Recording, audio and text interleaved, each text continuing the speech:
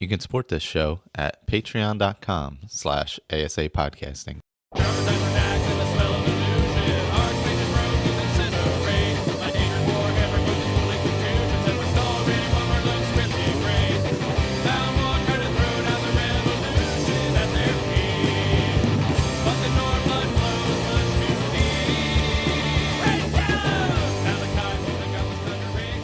Hello, welcome back, Skyrim Addict Podcast. I'm Michael. I'm with Ray. Hello, hello. And Victor and his sourdough. Yeah, good evening. Trying to be quiet. Oh, man. And we were back on schedule, I guess. Whatever, once a month, whatever it is. I played a little bit of Skyrim. Victor was saying he played a little bit of Skyrim. Was Ray able to squeeze in Skyrim between the other 4 main games he has? Who knows? Not so much. So close, but so close. It got so late that I was like, this would just be too gratuitous. If I just started a sneaky archer, just, so that I could say I played Skyrim. That's fair. That's fair. I will touch on castles real quick because I assume I'm the only one who played it. Big time. I'm not a huge. I haven't played it. Yeah, I'm not a huge phone game person to begin with. But if you played Fallout Shelter in the beginning of Fallout Shelter, it's very similar to that. So it's like a lot of the typical phone games where you progress along and build stuff. There's like quote unquote quests and things like that. Similar to what like in Fallout Shelter where you sent somebody out. And they went out on a quest or whatever and then came back with stuff. Except this, like, you watch them do it versus actually controlling them, yeah. Yeah, you don't actually control them. The only thing you can do is, like, you can heal, like, hit a heal potion or hit some, like, special effect on the sword. Mm-hmm. And that's it while it's going on. Like, you can't even control the fight or anything like that. You're just essentially watching it. Gotcha. Yeah, I mean, it's okay. I mean, it's not... I was having fun playing it for like a half hour before I came up here. I played it a little bit the other day. But if you're like into those type of games, it's fun. I wouldn't say it's like anything specifically Elder Scrolls other than it's in a castle and medieval. I guess, the most important question is it better than Blades? Yeah. That's a good question. Probably. I would say it's probably more playable because the issue with Blades was that you couldn't keep playing, right? Like you had to wait a long time for things to build and things like that. Is that what I'm thinking? That the one I'm thinking of? I don't know. I never got out of the tutorial on that. Yeah, that's fair. yeah, that's basically where I got.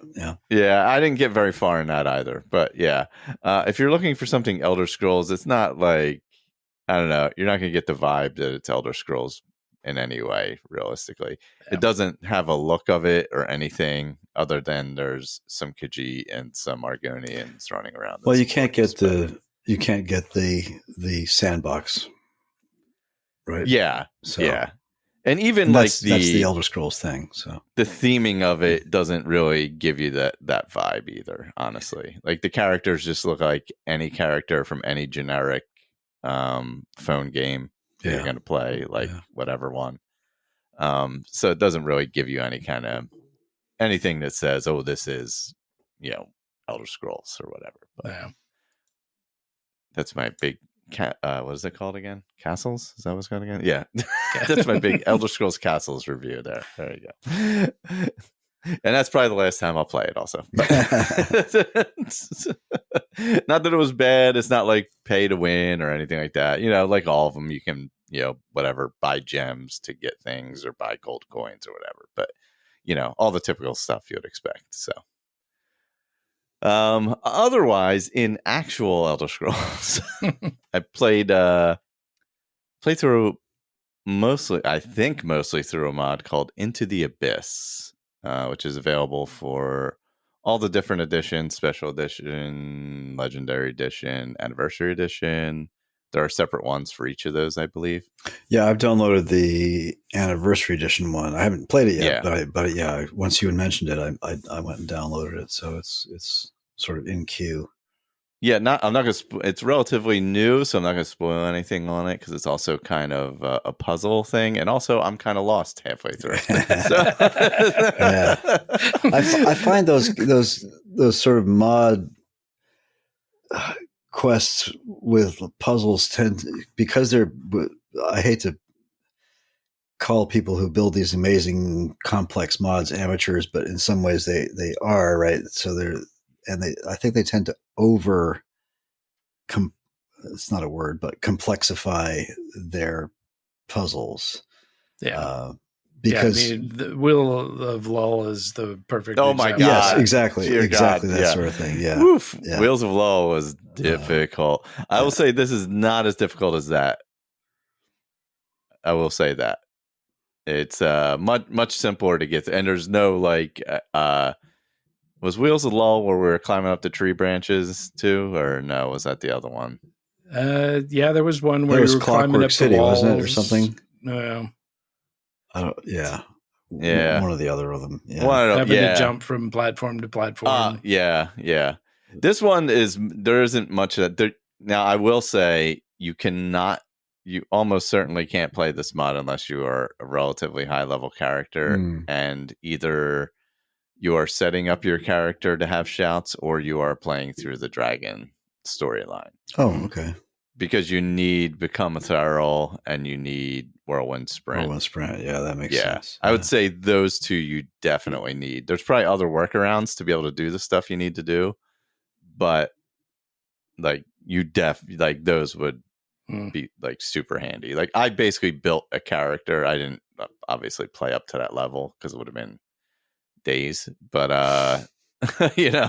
so I built a character to play the mod that had the shouts and everything and was able to go in and use it. At first I did not. And then realized for sure you needed to. And then realized I definitely needed to. Yeah.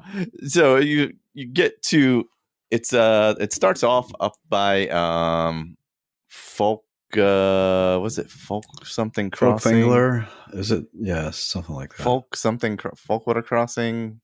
The Dwemer Bridge that's all the way up in the northwest corner of the map. I can't remember the second word of it. Yeah. But it's up in that area where you can enter a cave and start off the quest line you go through. Okay. Is that the cave that when you walk across the bridge you fall through, or the other end of it? I don't know. No, it's a new cave. Okay, Brendan. Okay. Yeah. It's its own separate new section. So you go in, there's some stuff you have to go through, and eventually you get to an area where there's a pit, and this is like the main part of it. And in the pit there's like different like jagged landings sticking out with doors on them. Yeah. So you got to fall to the different ones to do the different parts of each thing. Yeah, Blink Teleport, it would probably work really well. Yeah, that would work great, actually. Yeah, that would work good. What doesn't work is just jumping down. So I did that a couple times. Not good. Doesn't work. You die. There was a really cool one I got to that was there's Dwemer airships, and you go from one to the other. It's not as dangerous as it sounds. Like you're not like jumping off and falling generally. But when you go back through the door and you're let back in, this is like the drop is your main area. This the pit is your main area essentially. So you come back out a door and you're there again. But the door I went through didn't have a landing on the other side. Oh, shoot. So here's the thing. So it took me a few times to figure this out. And if you do become ethereal, it's like invisibility. And as soon as you touch something, it goes away. So you can't open the door after doing become ethereal. You have to do it immediately after. Yes. If you open the door and immediately hit become ethereal, you technically did it after, and you're okay on the other side. When you hit the bottom. Yes, it took me a while it took me a good bit of time to figure that out, like to, trial and error to get it right. But yeah. So if you're like opening a door and not sure where you're going, you might want to tap on that as you get to the other side. So yeah, blink could be good for that too, because you can just fire it, and wherever you go, you land. Oh, that's right. Yeah. So you could find one of the other landings and just go there, and go essentially. There. Or blink to the bottom before you get there. Oh, no, there's no bottom. Oh, okay. Yeah, then you just blink across to the other side. Yeah. So you go to the bottom, and then you start falling from the top again. Oh wow. Well, that's kind of fun. Yeah. Yeah. So there was that. I learned, because at first I'm like, oh, maybe I just have to go to the bottom. So I jumped to the bottom, and then I was still falling, and I'm like, well, this is not what that's not what I needed to do. But the anniversary edition utilizes like Creation Club stuff. So there's Saints and Seducers in it because of that. Oh, okay. And yeah, those are tough enemies. Yeah. And so there's a bunch of them in one section. There's some Iliad ruins that you go through with the Iliad type of puzzles. Right now I am in a hotel, which is like 6 floors of doors, and some people, and not sure where to go next. I was in a hotel like that once. Yeah. Yeah. I found like the big bed in there that I'm kind of like, just going room to room, reading all the notes, figuring out what I got to do next. So that's kind of where I'm at with it, but it's really fun. If you like the puzzle style quests, it's definitely something different from your normal like add a big dungeon type mod or whatever. It's more in the vibe of like Forgotten City or something like that where it's a puzzle essentially versus straightforward combat. But sneaking helps, Become a Thorough helps, and Whirlwind Sprint definitely helps. I think you need Whirlwind Sprint for some of it, actually, or Blink, like you were saying, if you have that. Whirlwind Sprint sort of is effectively a little bit like Blink, but you have to sort of aim right. Yeah, less controllable. Yeah. Yes, that is the one concern. Because there's an area where you're kind of just floating above nothing, going from thing to thing, and you need to hit the right mark. So that is, yeah. But it is set up pretty well where you can't really overshoot. It has it set up pretty good where it stops you from overshooting. Oh, that's cool. Yeah. There's enough there to keep you from going over the edge. So yeah, that's handy because with Blink you can definitely fire yourself off into the unknown. It also helps to remember what shout you have activated. Wow. Because I thought I had what did I think? Oh, I thought I had Become Ethereal, and it was Whirlwind Sprint, and I went flying. I was like, well, this is not almost the same thing, but not quite. Yeah, so close. And then I was like right on the edge or something, and I was just like, shoo. And I was like, well, we're restarting because I'm falling down. So it sort of sends you into a continuous loop that you cannot get out of if you fall all the way to the bottom. Yeah, the issue is to get out of it, you have to land, and then since you're falling so far, when you land, you die. Oh, okay. So gotcha. I did end up in one weird death loop where I had walked through a door that was automatically dropping and died, but it automatically restarted right there because you'd gone through the door, and I just kept going like thank you, autosave. Yeah. And I'm like, I'm gonna have to go back a save because now this is not working. Yeah. I mean, I tried guiding myself through the air a couple times. That didn't work. I was like, no, I'm just gonna go back. This is stupid. Like, what am I doing here?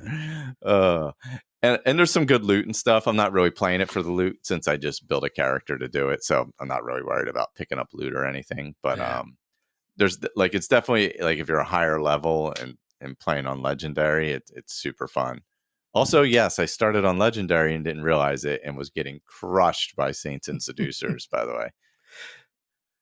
Yeah, that's the thing about starting a new character is the game remembers what you did last. Yeah. That was the problem. Yeah. I think I was pretty high level last I had played, and had like a ton of stuff. And then I go in and I'm like, man, it's taking a lot to kill these guys. Like I'm backstabbing them with double swords and the gloves on and everything. And I'm like, it's only knocking them down like halfway. This is like crazy.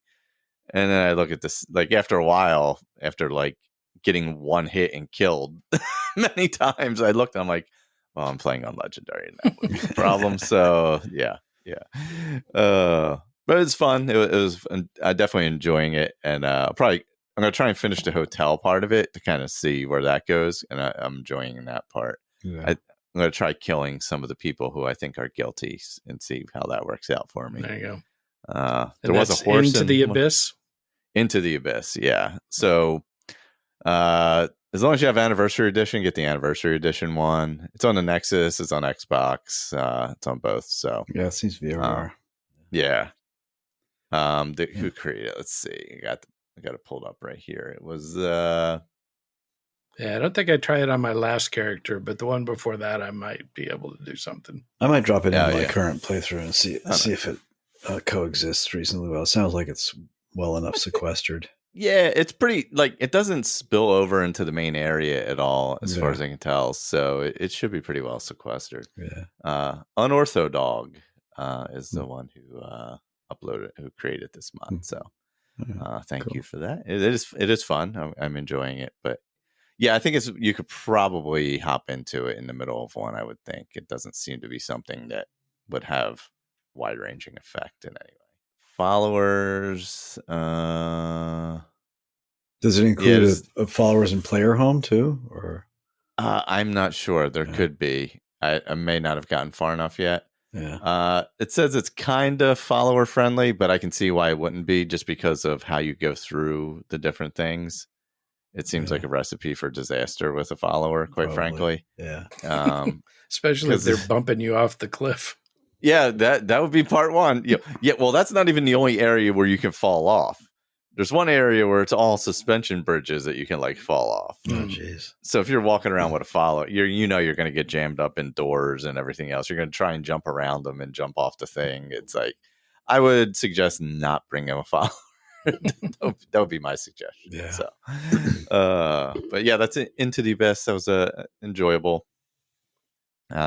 Been playing it for quite a few hours now, but I've been in the hotel now for probably 3 hours. Good God. Just trying different things. I'm trying to like read everything and actually do it in a way where I understand it, instead of just going and trying killing a bunch of people and seeing if I get the right one eventually. Well, I've been playing Wyrmstooth, which I have never actually played fully through. So I created after my last sort of debacle with whatever that I left behind, I sort of created a Victor version of vanilla, which means there's only about 500 mods. And but I got rid of pretty much all the gameplay mods, no Enei Rim, no Simon Magus, none of that, and just stuck to mostly just aesthetic graphical mods and things, and a couple of things like convenient horses and followers. And so I decided to go for a total like Dragonborn, sword and board with a little bit of archery kind of thing, and that works well with Wyrmstooth, right? So since I knew sort of a sketch of the start of the story, but I'd never actually, I don't think I'd ever gone even to the island before. I just met Lurius Leor, and so it's been fun. I admit that I forget exactly how you phrased it a few minutes ago. I've just sort of been just waving my sword at everything that comes my way. Yes. Seeing how many the quest markers I can knock off that way. But I did manage to make it through the main portion of the quest and kill the dragon whose name I cannot remember. And that was good. I retrieved the golden pants. And so I've been back and forth to Wyrmstooth several times now because I'm trying to sort of integrate it into the Dragon storyline. And I also added a Blades expansion mod to this, which I should have pulled up to remember what it's called. It's and that's relatively new, actually. It's within the last year and a half or so. I'll look it up in a second. And it integrates reasonably well with the Parthenax Dilemma mod, so you can choose. So I managed to convince them all that yes, it was okay for me to spare Parthenax's life, and they're okay with that. But I also added JK's, Skyhaven Temple, so there's all kinds of nice decorations in there and things where you. So I'm looking forward to sort of fleshing that out more. That's as far as I've gotten with that, to the point where I'm about to go trap Odahviing. But because that's fairly. Once you've done that and you get on Odahviing to fly away, you pretty much got to follow through with the main quest, right? So yes. So I haven't triggered that whole thing yet. So I'm saying, but like I said, I've finished out, and the Wyrmstooth main part of the Wyrmstooth quest is pretty linear. Right? It's a lot of fun. There's a lot of dwarven ruins to run through, and the voicing is really good. I have to say that I don't know how they pieced together the voiceover for their main dragon character, the evil dragon. But it sounds just like the voice of either Parthenax and or Alduin. Whoever did it either did a great job of it, or they pieced it together from already existing stuff. I don't know which, but it sounds really good. And it's it's a decent story, and you get a fair amount of cash for killing the dragon at the end. It's nice. That was cool. So I'm just I've been just kind of relaxed kind of playthrough with old mods, I guess is the best way to put it. Wyrmtooth has been around forever, so and thankfully, for a long time there, it was the author took it off the Nexus. It was gone. So anybody who happened to have it in their mod inventory was good, but you couldn't get it anymore. And then a year or two ago, finally it reappeared in a sort of an anniversary edition supported version, and it's been great. It's super stable, not a single problem with it.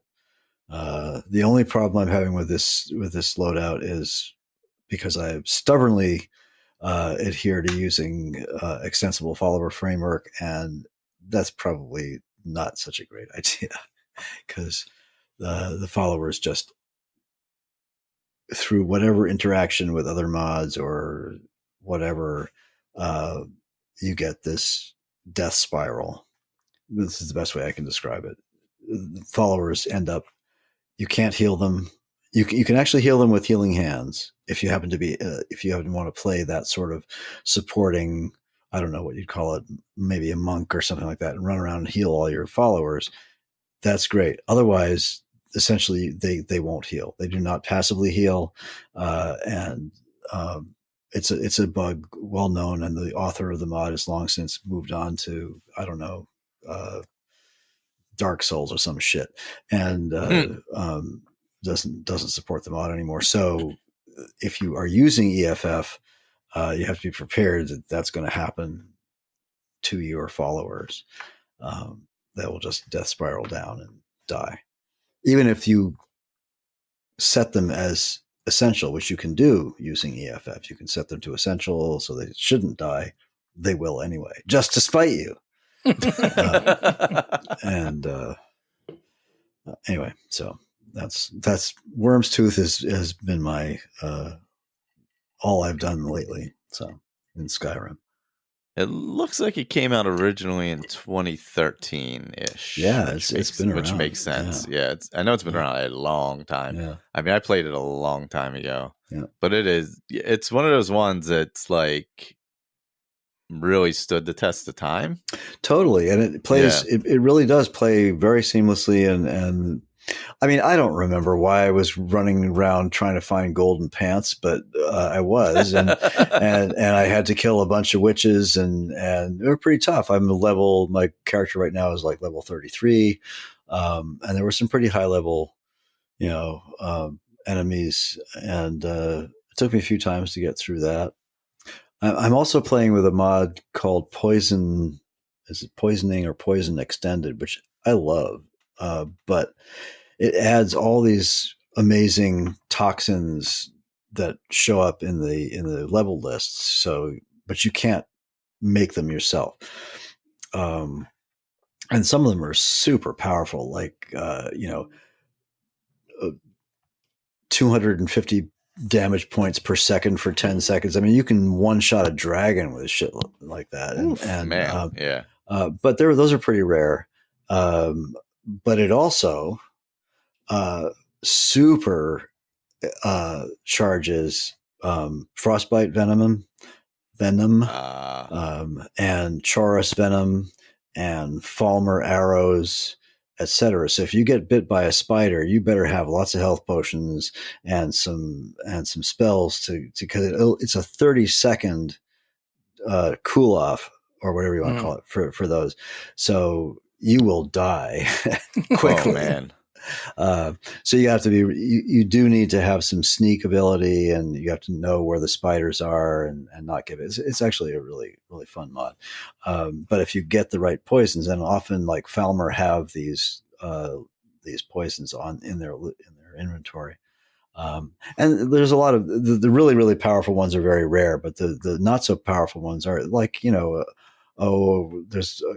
one that'll do 25 points per second for 10 seconds or something. That's fairly powerful, but once you level up, your enemies are and some enemies won't be affected by it at all. So it's a good mod I've always enjoyed. Poisoning Extended. It's a lot of fun to play with, especially if you're an alchemist. And I always do alchemy. It doesn't matter. I love Skyrim alchemy, so I do it. So yeah, that's all I got to do for Skyrim. Yeah, I didn't do any kind of crafting or anything with this character. I mean, I literally jumped in at level whatever, like level 25, built up what I wanted, set it up how I wanted, and that was it. So I actually haven't done any crafting for a little bit. I do like doing an alchemist every so often and just building a farm and these days exactly. I always do Golden Hills. Thank you. Golden something or other. But I may have to go out and do that again. I haven't actually had a chance to try the alchemy, but I am a very high level herbalist. Wow. Oh. In Kingdom Come Deliverance. Aha. And so let us hear about Kingdom Come Deliverance. So initially, I started the game and I had no idea what I was doing. And the first thing I was presented with was that I needed to get some cash. I have no idea. You're looking around, everything is belongs to somebody else, and so it's stealing to take it, so you can't sell it. But I came across some flowers, and so I picked the flowers and because it was something to do, and I went and discovered that you can sell them. So I'm like, okay, cool, all right. So now I have a way of making money. Then I was trying to figure out how the perks work. And I kept getting these, level ups in herbalism because all I could do was pick flowers. Couldn't figure out how to do anything else. And discovered there's a perk called Leg Day. And if you take the Leg Day perk, so every time you go to pick a flower, you crouch down in an animation and pick flowers. So one of the developers thought it'd be funny to do leg day as a perk. And now every time you crouch down to pick a flower, you gain a little bit of strength. Oh. And so I figured out, okay, now I can level up my strength. You're doing your squats. By picking flowers. Yeah, awesome. So when I after I had played for a while, and kind of started to see how some of the pieces came together, I said, okay, I'm going to start over and see if I can't be a little more effective, because essentially I got to the point where all my stuff was broken. I had no money, and I couldn't find enough flowers to support my, repair needs in game. So I started over from the very beginning, and now I'm able to build my character up better to be able to work down the line. So, combat continues to be just, push buttons as fast as you can, move the mouse around, and see what happens. Because you get a little star, and each position that you move the mouse to changes a position on the star, and so that's where your strike is going to come from. And so, if you move the mouse to the left and the guy turns his sword, like he's going to, position to block you, then you got to swing your mouse around real quick and slash from the other side and try to catch him off guard. And, it's easy to do when you're in the tutorial and they put you in slow motion. So that you get an idea of, what the mechanic is. Yeah. But they very quickly take you out of slow motion, and then it's just flail and see what happens. That's hope for the best. Medieval version of spray and pray. Yeah, exactly. Yeah. Archery is a bear. So you don't have any way of aiming. Wow. When you draw the bow, it doesn't line up like it would if you were actually shooting a bow. So I've shot bows before, and you contort yourself into a position to where you're looking right down the arrow. In this, it's always just a little bit off to your right. And so you kind of have to get a feel for, where the arrow is going to go based on, your directional position. I was able to finally shoot some rabbits from about 3 feet away. And then the other thing is that everything is in such short supply that, you can't just shoot arrows to practice shooting arrows. Oh, because you'll run out. Oh. And you can't recover your arrows? Not that I've been able to figure out. Okay. Maybe as you get higher level I or have, something. like when I went to clean the rabbits, I have found the arrows sticking in them, and you get those back. Okay. But the ones that you lose in the brush, the foliage in Kingdom Come is 10 times worse than the strongest Skyrim grass mod. Huh. It is thick cover. It's a beautiful game. Yeah, but you're not finding anything. Are you playing original or Kingdom Come Deliverance 2? The first one. The second one doesn't come out until like February. Oh, I thought it was out already. Okay. And this one's old enough. I bought the DLC version for $3.99. Oh wow! So I couldn't not put it off anymore. I had to give it a try.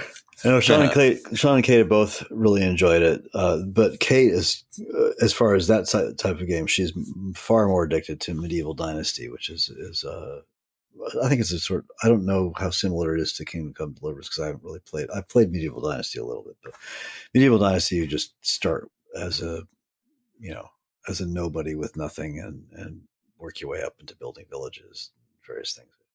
Yeah. But it's been fun. Most of my time has been consumed with Fallout London, though. How is it? Oh, that's right. I love it. Is it good? Oh, cool. Yeah. And it's significantly more stable. I still run into problems every once in a while, and I kind of have the thing where I'll play until I crash, and then I'll stop for a while. But I can go for a long time without any issues. So are you using it? Well, how should I put this? Are you using it with other mods, or have you just loaded London into its own instance of Fallout 4? Yeah, so it is. So the Good Old Games Game of the Year edition is the only version of 4 I have active on my system. Right. I'm not using Vortex connected to it because it kept trying to, search through everything I've ever done on Fallout and put it into London. Yeah. Which was causing a big problem. Yeah. And so I do have some mods that I'm running that I've manually loaded into the game. Mm-hmm. And it's not a lot. It's like photo mode and a couple of stability mods. And is it friendly to texture mods and things, or have you tried? Seems to be. I haven't really done much of that, but it's there's definitely a lot of people in the group that are trying to run a lot more mods. Yeah, I haven't looked on Wabbajack to see if there's any Fallout London mod lists yet. To see. Nexus has a page for it now. Yeah, there's enough mods to support that. So. Oh, cool. Good. Okay. But. Yeah, I'm totally looking forward to it. So you would say that now at this point it's stable enough not to worry about it as far as crashes or conflicts. I've been fine. Now I did initially I had problems, and so on their Discord server they have an automated crash solver. So when your game crashes, it gives you a crash file. Yep. You copy and paste that crash file into this Discord channel, and they have a bot that has a recommended set of solutions. That's awesome. To be able to try, and so. Wow. I've done that a couple of times, and now, my game is very solid. Wow. Cool. Do you know if it integrates at all with King Gath's stuff, Sim Settlements and stuff like that? I think I saw something where it does. Okay. I think that they had worked with him a little bit. Okay. On being able to do that. Nice. But I haven't tried it myself yet. Yeah. No, I've been sort of yearning to go back into a nice long playthrough of Fallout 4, and that would be perfect. Yeah, it's a well done story. It's got some interesting stuff. They've got a little bit of that, complex for complexity's sake. Yeah. They're like, okay, we're not going to hold your hand. We're not going to give you a quest marker, for every little thing. Even though there's good reasons to do that, but anyway. Yeah. Well, and especially there's, I was on this one quest, and I just could not figure out a way to do it. And one thing I did learn is that, while a lot of stuff can be managed with console commands, not everything should be. Because they very much will break quests. If you console command the wrong thing at the wrong time. Yeah. Gotcha.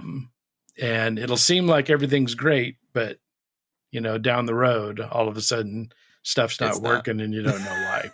Yeah. Oh boy. But I'm trying to do this quest. I can't find any solution. I was just beside myself trying to figure out what the heck do you do.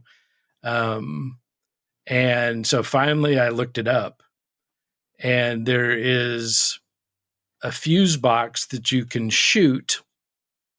It's completely in the dark. Wow. On the far side of an inaccessible space.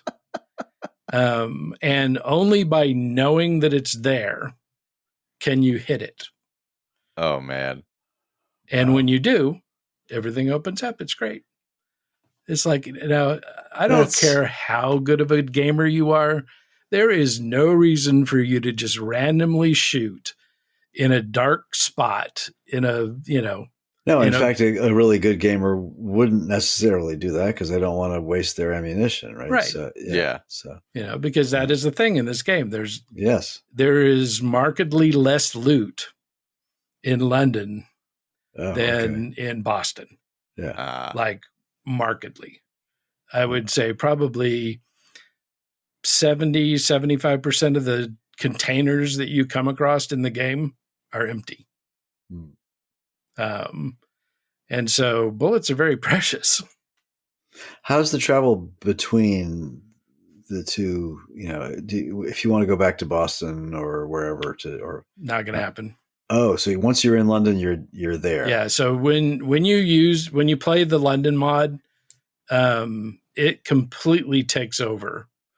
Oh, so it's more like Enderall in that respect. Yeah. So when you, so essentially you don't want that install of Fallout 4 to be used for anything else.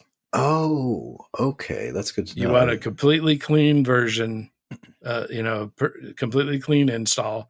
And then when you do the installer for the London mod, it injects everything it needs into that version of the game, and you're locked and loaded. Okay. So if you do anything to change it, as a matter of fact, the way that you know that you've screwed up your install is if you are in Boston. Okay. So are you starting as a square one, level 1 character? Yes. Okay. All right. Yeah, because it's a completely different start. So you're, so it's really meant not as a DLC, but as a standalone game. No, yeah, it's a completely separate game. I did not understand that. Okay, cool. But a great story, very interesting, well done. Love the ending. So good. It's a lot of fun. Now I'm in the character that I'm playing now, is just exploring everywhere that I haven't been yet. Yeah. Because there's a ton of locations in the game. How far afield from London does it go? So it goes in the southeast corner. It goes to Bromley. Mm-hmm. In the north corner,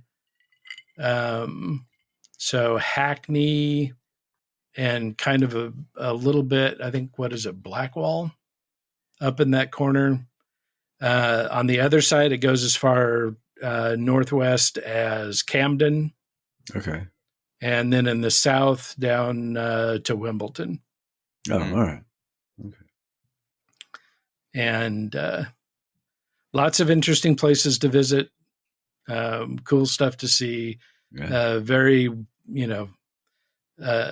there's little hints of Vault-Tec and, some of the US brands of things, but predominantly everything is UK. The food that you find isn't fancy lad snack cakes. It's, Yorkshire pudding, and, there's mushy peas, of course. And, of course. Yeah. All that kind of stuff. So, yeah. Yeah. Nice. But, yeah, so the character I'm playing now, I finally got around to doing a cannibal. Of course. And it's quite handy. Yeah. So, but interesting creatures that you come across. I did find a death claw, but I suspect that was a glitch. Really? Because usually the Deathclaw equivalent character in London is the Womble, which I guess is a cute little cartoon character that they have on British television. But in this game, it's a terrifying beast. Of course, yeah. And so when I finally killed this Deathclaw, it had Womble hand and Womble meat. And so I figured it was probably, it had missed its Womble skin and ended up with the Deathclaw by default. No, but definitely a lot of fun. And then, of course, still playing, Starfield and No Man's Sky had a couple of updates. They had a new fishing expedition that just came out. So the latest release added fishing to the game. Oh, interesting. And, so it's a little bit more advanced than Skyrim fishing. But a lot of the same elements, not as advanced as Valheim's fishing, but yeah. Yeah. You can craft and use bait. So if you want to have a little more control over, the type and size of fish that you catch, you change the bait that you use. And, whether you fish in storms or on irradiated planets or, scorching hot planets, all that kind of stuff has an impact on the type of fish that you can catch. So, cool. And then you can cook stuff with them. They have a pretty good cooking system in Skyrim, in No Man's Sky. Oh, nice. And, so now you've got, hundreds of new types of fish, which means, hundreds of new recipes. But that's been fun. Cool. How's the modding in Starfield been? It's, it still grows so fast. I've kind of settled in at about 50 mods that I've been using, still trying some new stuff. One of the things that I've got on my current playthrough is a settlement beacon. So in this case, it's called an outpost beacon, but it's essentially the same thing. So you build this little radio tower and settlers start showing up at your outpost. A little bit limited into what they can do. I've never had a lot of problems with outpost raids. And I think it's because I don't really spend a lot of time in my outpost, but evidently you can set this up so you have a certain number of the settlers that are in charge of defense, and then another set of settlers that are in charge of going around and collecting all the loot. Okay. And so, your outpost can become a loot farm. Because of the way this mod has the settler jobs set up. But getting ready, so at the end of the month, Shattered Space, the DLC comes out. So we'll be visiting the Varun homeworld. Oh, is it already coming out? The DLC? Yeah, September 30th. I'll be interested to see what changes that makes. Is there any hints at how that's going to change the game? They did a pretty big, they did a developer deep dive video that they just released. And so it looks like there'll be quite a bit. It's a separate curated world. So it's not a place that you've been able to go to before. Gotcha. So it's like a Solstheim add-on, essentially, where you go to a different place, basically. Yeah. You go to a different space, and evidently you can go back and forth, but everything in this particular space is all pre-configured, and it's more of a flesh out of the faction of Varun. So there's multiple factions within the Varun homeworld, and they're all vying for power and all that kind of stuff. So hopefully there'll be some new weapons introduced. You'll get a lot more of the lore of the Varun. It was kind of interesting. Most of the time, one of the traits that I take is the one where you're. It's called Serpent's Embrace, and so you are essentially, you believe in the religion of the Varun. Okay. And of course, the reason I take it is not because I think that God is a snake, but that. So whenever you grav jump to a new system, for a half hour, you get additional health and oxygen. So it makes running around and everything a lot easier.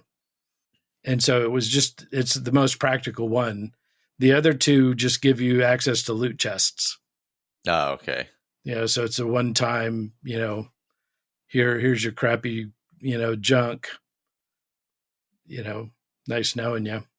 But, with Serpent's Embrace, it continues to give, every time you grab jump, which is quite often in the game, the way I play it. Yeah. So I'll have to give into the Abyss a peek and see. I think I've got a character that'll work out well for it. Yeah, as long as you have like those few things going in, then you should be okay. Quite frankly, yeah. I just don't think I'm going to take the mage that I was playing, where you collect souls to fight for you. Oh, and as long as you're sneaking, you're okay. But as soon as you're detected, they all pop up. Oh, yeah, that might be a problem. So that one was really hard to control, and so. Okay. Yeah. Yeah. That's not what you want this time. The one I had before was a little more, an assassin mage. So a lot of illusion magic, but, mainly would just, sneak around and doing backstabs. That's mostly how I've been playing it, with double swords instead of double daggers. Just as something a little different. An orc, a sneaky orc with double sword. That's why I went with the swords, because I'm like, it's an orc, it's stronger. Yeah, I use daggers. She's gonna use swords. So I kind of went that direction with it. But if you do a little sneak, as long as you have something for a little bit of distance here and there, and you can whirlwind sprint and become a thorough, you should be good to go to get through it. Yeah. I had seen a bunch of videos about sneaky archers, and I'm like, oh man, no. I mean, like always, I'm sure that's the easiest way to get through anything. Yeah. But it is much more fun sneaking and backstabbing. Yeah. I like that. Yeah. It makes it a little more challenging. Yeah, there was some areas where there was a lot of I don't know, I think it might have been the Saints and Seducers were in there. But there was a lot of them where I had to kind of time it out when I could get behind them. Or maybe it was, I think it was Saints. I forget what it was. Or maybe it was, whatchamacallit, Thalmor. It might have been Thalmor. And Saints and Seducers might have been in a different spot. But regardless, they were moving in different spots, and you had to kind of time it out to get behind them correctly. Now, if I was shooting arrows, I could have stood at the other end of the room and hid behind a pillar and, pick them off one by one. But instead, I was able to sneak around and get behind them some. Yeah. So, well, I usually cheat and use Ghost Walk. Oh, that's a good one. Yeah. Yeah. That's almost like being an archer. Yeah, this is true. Yep. Yep. Well, that's our game play for this time. I did play a few things on Game Pass. None of them really jumped out to me. I just remember what the one was. It was called Core Keeper, which is kind of like a Stardew Valley top-down kind of game. I've seen that, yeah. Mining game. It was kind of fun. It didn't really click right away, but I got to play it again. And I tried playing Age of Mythology Retold, which is kind of like Age of Empires ish, I believe. Age of Mythology was great. Yeah. I only played a little bit, so I didn't really like. It was one of those ones where one of those days where I was bopping between like 5 games to just try them all out on Game Pass, and played a little of each one. I enjoyed both of them. But I felt Kate like loved Age of Mythology. That was one of her favorite when she was like, because that's been around for a long time. That's yes, she was like 16, 17 when she was playing that a lot. Yeah, so I hopped into that. I was going to try Mafia because that was on there too. I played a little Mafia 3 not long ago, a couple hours of it. It's fun, you know. It's got a good mechanics, nice looking game. Or was it one of the Mafias? I don't remember whether. They were all on sale, so I bought them all. And I mean, Age of Empires was was a family favorite on the home network in the late 90s. We played a lot. Oh my gosh, yeah. I played a ton of Age of Empires. Oh my god, so much. I still enjoy it every now and again. I have it on my MacBook. I throw it on every once in a while, just for play for a couple hours, explore some. Yeah, it's one of the games that exists well on Mac. Valheim actually released for Mac 6 months ago now, and I gather it's pretty darn stable. It's actually, did it? Yeah. Oh, interesting. I did not know that. Yeah, I haven't talked to him in a while, but my across the street neighbor, his daughter, who has a history or a degree in history. From, I don't know if it's medieval history or something like that, that old stuff. Yeah. And she had actually gotten hired on to the new Age of Empires. Oh, cool. Oh, cool. That's interesting. So version 5 coming up. Whichever the one that's has been due out for a couple of years. Yeah. Oh, yeah. That's the one that she had been working on. So nice. Yeah, because like the later versions of that game went more towards campaigns than the open world thing. Yeah. And after the first two, I think after Age of Empires 3, I kind of moved on in that genre anyway. I moved on to Anno, which I like a lot. Anno 1800 in particular. So I really like that game. So if you like city builders and things, I think Anno is good one. Excellent. Yeah. All right. Well, thanks for listening, everyone. Yes, indeed. We'll be back again probably next month. Since it's already mid-September as it is somehow. Yeah, we'll be around. In fact, if we time it right, I might even have Sean with me here. He's coming down to visit on Columbus Day weekend. So nice. Nice. So. Oh, I have a 48-hour race that weekend. Oh, ouch. I guess we won't be doing a podcast then, will we? Yeah. We'll see if I'm walking on Columbus Day. Are you running New York too, or just Aaron? No, just Aaron's running. So I will be cheering New York. Awesome. And, me too, now, for sure. Hopping all over the city. One of our sextons is running New York too. So nice. We'll be double cheering. So. Yeah, she goes off in the first corral, I believe. So, cool. So like whatever time that is. Yeah. So we're going up for the weekend and hopefully good weather. Yeah. Hopefully. We'll see. Yeah. But thanks for listening. We'll be back next time and see y'all later. Good night, all. Bye-bye.